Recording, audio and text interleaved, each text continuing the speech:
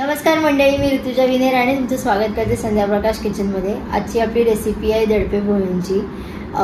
आईनी म्हणजे माझ्या सासूबाईंनी सांगितलेली रेसिपी आहे। माझ्याकडे दडपे पोहे मी पहिल्यांदा इथेच खाल्ले, ह्यांच्याकडेच खाल्ले आणि मला खूप आवडले, म्हणून मी पण बनवले यावेळी। त्यांची रेसिपी आहे म्हणून। आणि रेसिपीच्या एंडला एक सिक्रेट इन्ग्रेडियंट पण मी सांगितलाय, तो पण नक्की बघा, रेसिपी एंडपर्यंत बघायला तुम्हाला नक्की समजेल। आपलं दुसरं चॅनल आहे अनिरुद्ध प्रवासमध्ये, तिथे 3000 वॉच आज आपले कंप्लीट झाले आहेत। असंच त्या ब्लॉगवरती, त्या चॅनलवरती तुमचं प्रेम दाखवत राहा, शेअर करा, सबस्क्राईब करा। आणि आपलं हे चॅनल आहे, या चॅनलवरती पण आपले 100 सबस्क्रायबर आपण क्रॉस केलेले आहेत। काही ब्लॉग्सना खरंच खूप चांगला प्रतिसाद येतोय, तुम्ही खूप चांगलं प्रेम दाखवताय, असंच तुमचं प्रेम राहू दे। या चॅनलला पण सबस्क्राईब करा, तुमच्या मित्रमंडळींमध्ये ग्रुप्समध्ये शेअर करा, कमेंट करा, मला सांगा तुम्हाला रेसिपी कसे वाटते, तुम्ही ट्राय केले तर तुम्हाला अजून काय या रेसिपी चॅनलवरती बघायला आवडेल ते पण आम्हाला नक्की सांगा। नवीन रेसिपी घेऊन आपण परत भेटू। टिल देन हरिओम श्रीराम वंदे नाचवे नाचवे नाचवे।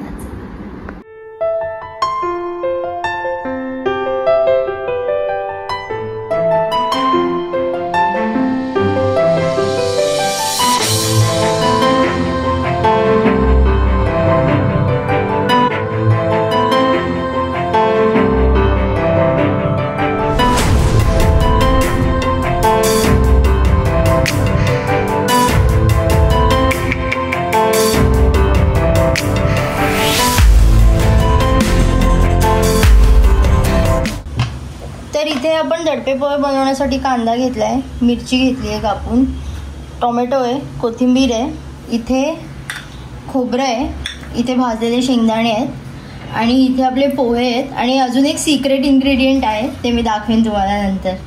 तर आता आपण सगळी तयारी करून घेतली आहे, आता मिक्स करूया। हे पोहे आपण चांगले चाळून ह्याला थोडंसं फक्त वरून पाणी शिंपडून घेतलं, अजिबात जास्त ओले केले नाही आहेत, तुम्ही बघू शकता, अजून पण थोडे सुकेच आहेत।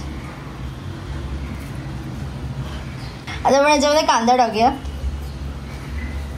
मिरच्या, टोमॅटो आणि कोथिंबीर। याच्यामध्ये मी शेंगदाणे टाकते आणि खोबरं, हे सगळं आपण मिक्स करून घेऊया।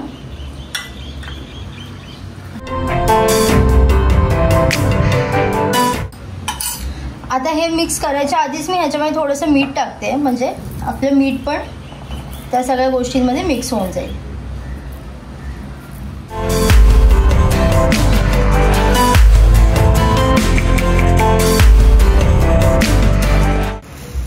इथे आपण आपल्या दडप्या पोह्यांना फोडणी देण्यासाठी तेल गरम करत ठेवले। ही मोहरीची फोडणी असणार आहे। तेल गरम झाले, आपलं आपण मोहरी टाकूया आणि छान अशी तडतडली मोहरी।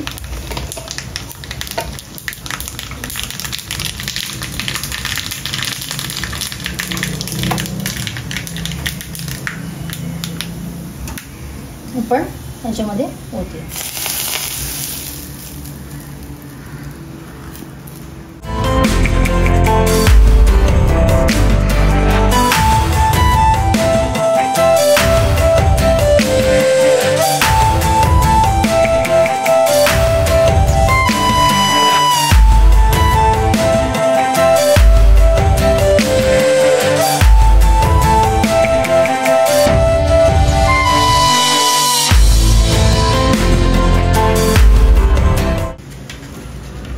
आणि हे आपले दडपे पोहे तयार आहेत इथे। आता ह्याच्यातलं जे सिक्रेट इन्ग्रेडियंट आहे ते म्हणजे हा पापड, हा मी भाजून घेतलाय।